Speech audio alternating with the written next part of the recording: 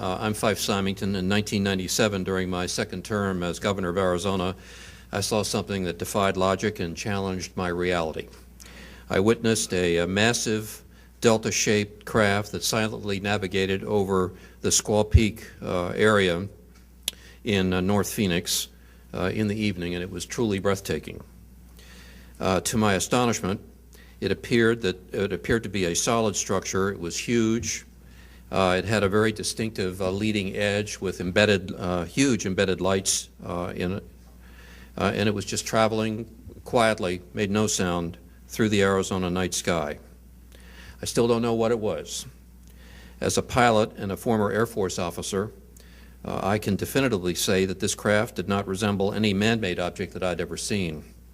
And it was certainly not high-altitude flares as put out by the Air Force at Luke Air Force Base, because I've never seen flares fly in formation.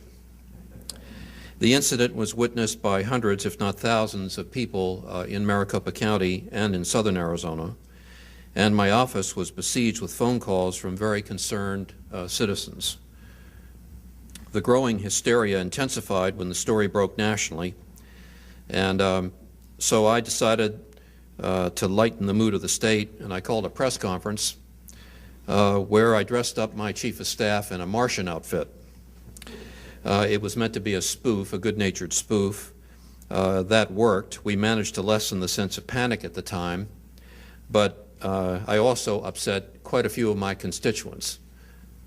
Well, I'd like now to set the record straight. I never meant to ridicule anyone. My office did make inquiries as to the origin of the craft, but to this day they remain unanswered. Eventually, the Air National Guard claimed responsibility, stating that their pilots had been dropping flares. They also, another individual from Tucson said that A-10s had been flying in formation over Maricopa County, but those of us in the Air Force, and those of you who know about A-10s, they're called the Warthog, it's a tank-killing aircraft, know that it's the noisiest machine in the sky, and there's no way that a flight of A-10s could come over Maricopa County and be quiet. That just doesn't work. So we get these explanations that fly in the face of facts, explanations like weather balloons, swamp gas, military flares, and hardware and software problems. I was never happy with this silly explanation. There might very well have been military flares in the sky that evening, but that sure wasn't what I and what hundreds of my fellow citizens saw.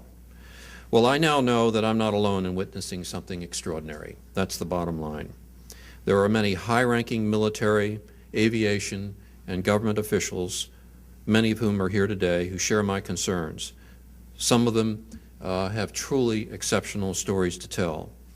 There's absolutely no doubt as to the veracity of what these men have told you. They have fought in wars, they have guarded top-secret weapons, and they've flown countless passengers throughout the world's skies. Incidents like these are not going away. 1 year ago, Chicago's O'Hare Airport experienced a UFO event that made national and international headlines. Pilots and many other airline employees observed a metallic-looking disc hovering over the United Airlines terminal for several minutes, and then it shot straight up into the sky, cut a hole in the sky, disappeared. The FAA apparently did not investigate, dismissed the sightings as weather. We want the United States government to stop perpetuating the myth that all UFOs can be explained away in down-to-earth and conventional terms.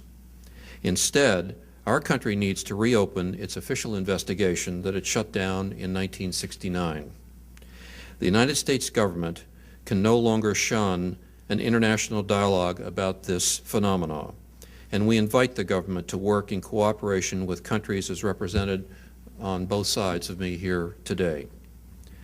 When it comes to events of this nature, dealing with the great unknown, we deserve, I believe, more openness and a serious pursuit of the facts by our government. Thank you very much.